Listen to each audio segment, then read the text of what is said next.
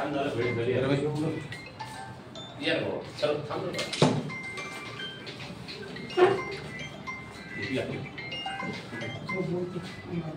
या सर्वजण आले पाहिजे तिकडून घेणार मोकळ्या जागे तुमच्या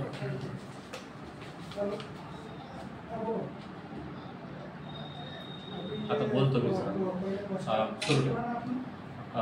सर आपण विभाग नियंत्रक आहात यवतमाळचे आपलं आम्ही यवतमाळ जिल्ह्याच्या वतीने अभिनंदन करतो अतिशय आपली कामगिरी चांगली आहे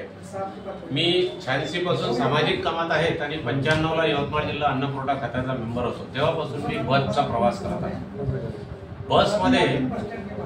जे अडचण आहेत जे दिव्यांग आणि ज्येष्ठ नागरिक आहेत त्यांना उभं राहावं लागतो आणि युवा पिढी कानात मोबाईल घालून बसून राहतात आणि त्या म्हाताऱ्यांना आणि दिव्यांग व्यक्तीला जागा उपलब्ध करत नाही माझा हा अनेक वर्षाचा अनुभव आहे परिपत्रक सुद्धा शासनाने काढलेले आहे दिव्यांग व्यक्तीला बसण्यासाठी आणि ज्येष्ठ नागरिकांच्या खुर्च्या आणि बोर्ड लिहिलेला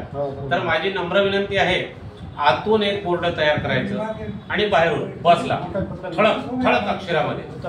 आणि सर्व डेपो मॅनेजरला सूचना द्यायची मी संपूर्ण आर्णी चंद्रपूर लोकसभा विदर्भाच्या महाराष्ट्राच्या संपूर्ण जनतेच्या वतीने आपणाला आणि आमचे जुने शिवाजीराव जगताप साहेब पूर्व एमडी त्यांना सुद्धा आपण हे निदर्शनास आणावं आणि महाराष्ट्राचे परिवहन मंत्री यांनाही सूचना द्यावी आणि महाराष्ट्राचे मुख्यमंत्री त्यांना सुद्धा हे पत्राचा उल्लेख करावा आणि दिव्यांगांना आणि ज्येष्ठ नागरिकांना त्रास होऊ नये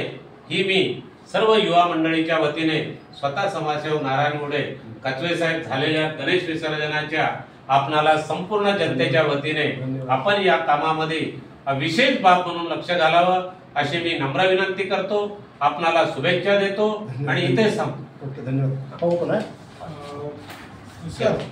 आपल्या तिकडून परिपत्रक